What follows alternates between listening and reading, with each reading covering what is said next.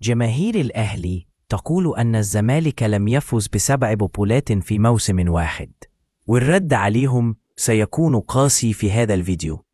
موسم 2002-2003 فاز الزمالك ب7 بطولات، وهي كالتالي: أول بطولة فاز بكأس مصر على حساب بلدية المحلة بهدف مقابل لا شيء. ثاني بطولة فاز الزمالك بالسوبر المصري على حساب المقاولون العرب بهدف مقابل لا شيء أحرزه أسامة نبيه. ثالث بطولة فاز الزمالك بدوري أبطال إفريقية على حساب الرجاء المغربي بهدف تامر عبد الحميد دونجا.